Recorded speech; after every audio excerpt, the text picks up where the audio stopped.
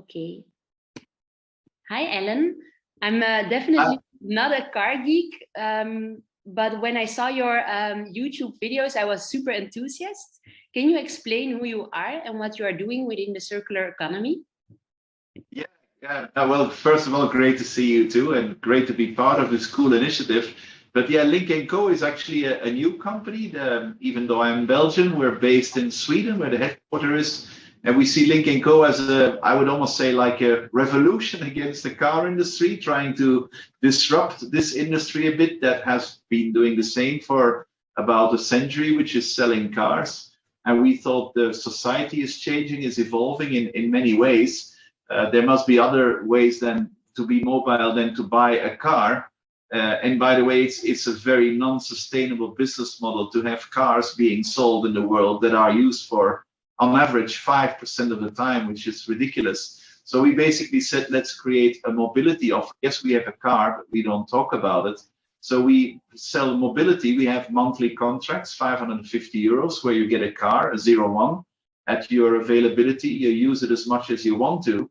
But most of all, you can share it, and it's part of the car's IT infrastructure. And the more you share it, the more your cost comes down, which is then a financial incentive for a sustainable initiative, because then cars are used more often rather than selling more cars. So that's a bit our purpose. And we said, let's also not create dealerships, which are boring, but let's create clubs. And you have one in Antwerp, very close to the museum, where we say, let's create an experience around the car and around mobility rather than just sell metal. So that's a bit what. I love the design of your club. It was the mood board for my scenographer to make the museum as well. So oh really? Yes, I love it. We recently also organized an event at your club, and it was a very nice experience as well. But I heard you saying costs going down, so that's always great, costs going down. And the sharing concept of cars is also, it's new, but not super new. How do you differ from other car sharing organizations? Yeah, it's a good question. And there's a lot of companies now, most of them regional or local even, that park cars, and those cars you can share. We're not saying that is wrong. We think that's a very good initiative, but we try to do it differently.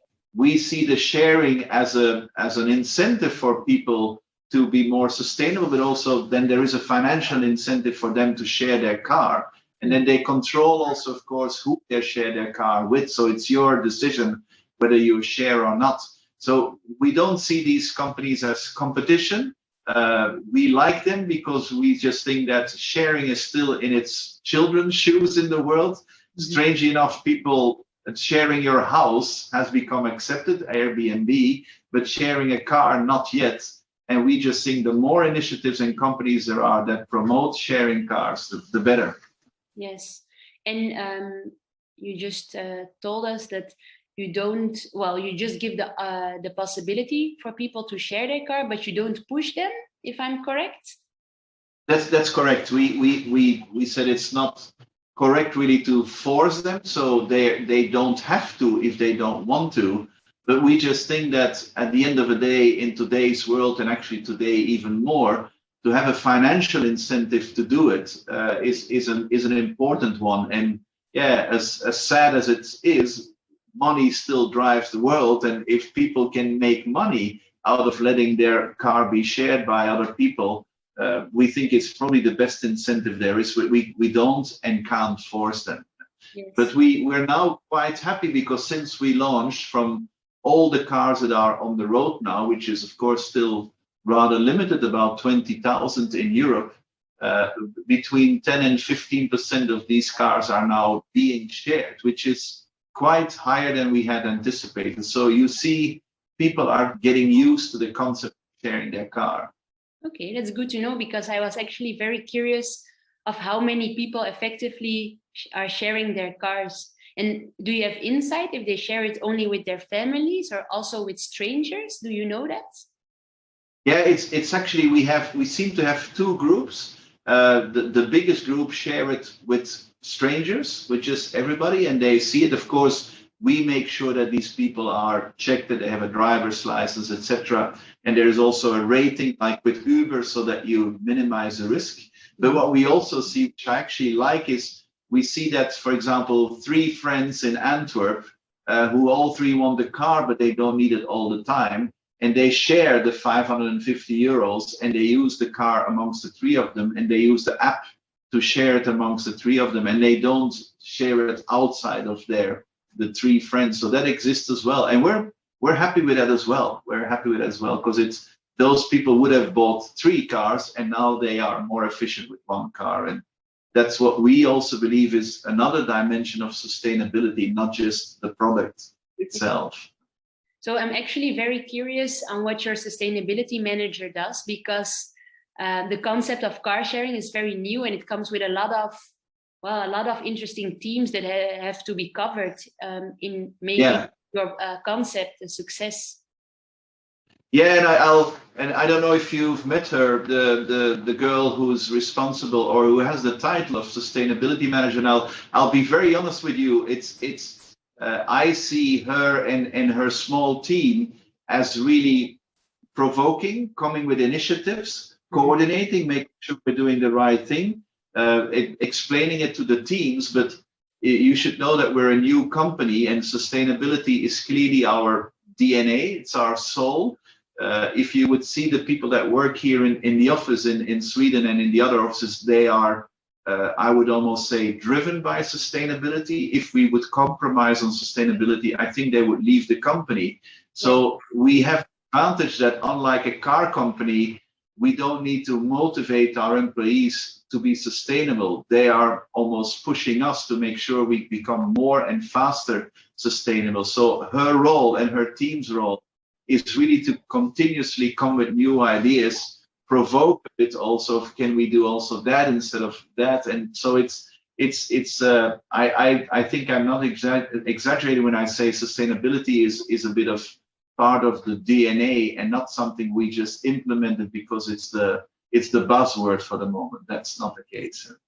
Well, that's very clear, because I got to get familiar with Lynk&Co through your commercials, actually, where normal people are explaining the features of the car. And normally I'm not a big car fan, but when I saw like Popoon, I don't know his name anymore, Popoon, blah, blah, blah. And he was a father at a DJ, and it was so cool to just take a normal person and explain it, let him explain something about EcoNile and stuff like that. It's really, really nice.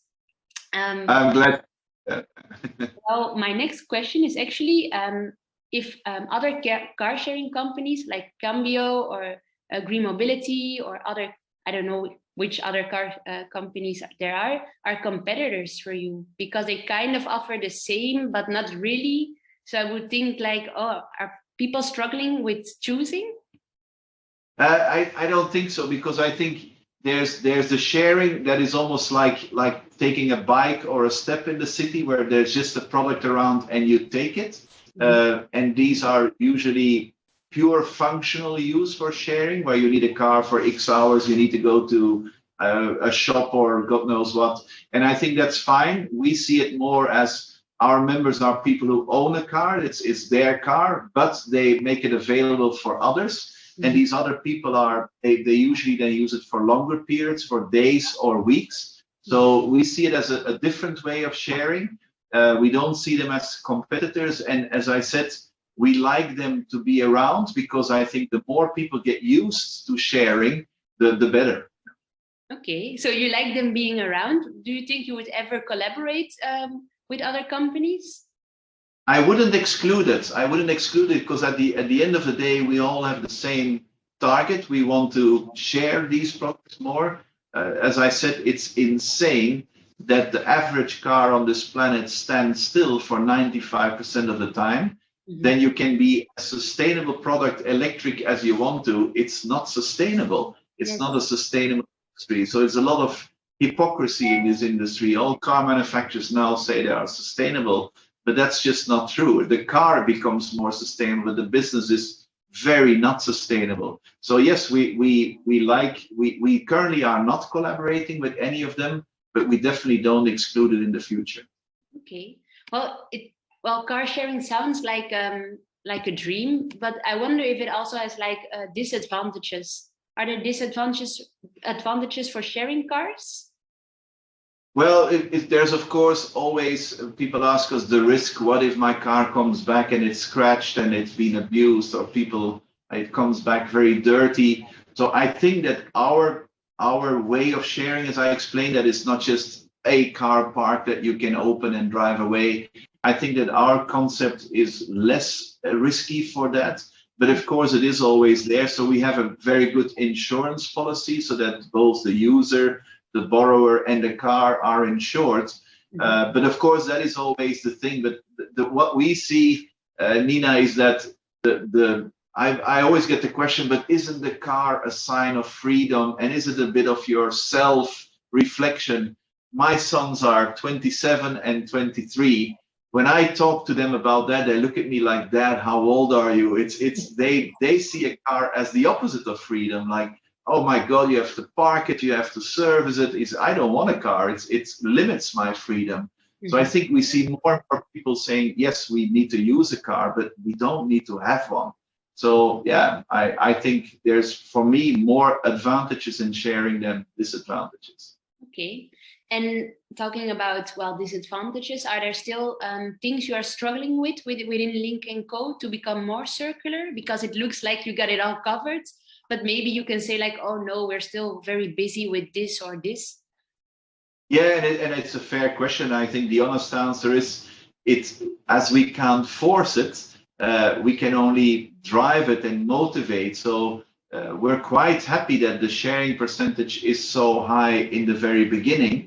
But of course, our ambition is that it goes up, and we see ourselves as the ones trying, together with all these other companies that are more on a smaller scale, trying to make people get used to sharing of a car. And I think, of course, you can't force the time. We're an early adopter, and that of course has a disadvantage that some people will say, why would I use my car? It's my personal car, and we have to just live with that. We can only promote it and make it a little bit also funky. That's why I like your comment on the club. We like to build emotions around the brand rather than just like Uber, a service. Yes. So that's why club, so that the concept also of sharing becomes something a bit more trendy and cool. Yeah. Okay, but I didn't hear you say anything about the government. Most big companies are like, yeah, the government should do this or that in order to become more circular. Do you have like advice for the government, or a certain need for the government for you to be able to be more circular? Yeah, I just think that there should be more. I think, let's say, from a pure sustainability point of view, it's the product, and the product is the electric car. At the end of the day, the electrification of the car is a very big enabler to a sustainability environment. And I think it's quite interesting that the government seems to promote the electric cars, but is not doing anything or not doing a lot about the charging stations. Mm-hmm. And it's a bit like if you would take away the petrol stations today, it would be a very big problem for the cars today. And I don't think the government is doing enough for making an infrastructure there for cars to be charged and with electricity. So I think that would be my biggest request. If you want to make sustainable products in the market available, then you need to be able that they can be used. Yes, I heard that critic a lot. So I'm wondering when the government is taking more action. Yeah. Want to finalize? So Lynk&Co is part of the Muse exhibition. There will be an artist, Benjamin Mengistu, who will make an art installation with Econal, the textile you use for the cars. And he will make it about sharing economy.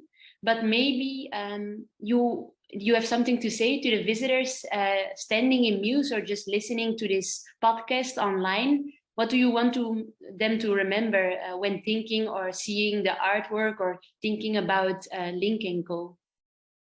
Yeah, it's a nice question. I actually didn't know that the artist was also using Econil, which is a very cool thing. And I just think that, look, sustainability is not a nice, sexy marketing thing that is just suddenly popular. It's a must. It's an absolute must. But I think sustainability has just so many angles and it's just a cool thing. And the fact that it's now in our case in a car or in mobility and in the other case in art, I like the fact that sustainability is just all around. So I think even if people come and see art, I hope they realize that sustainability is just everywhere. And I think maybe we are at the totally other end of the artist in terms of not creative but more business wise, but it doesn't make a difference as long as it contributes to a sustainable planet, which is so urgent.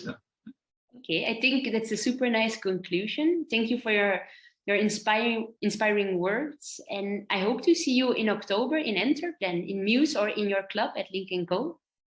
Yeah, I will definitely when I'm around in Antwerp, and it's my hometown. I have it in my heart, so I will definitely let you know. I look forward to see the museum. Perfect. Thank you very much, Alain.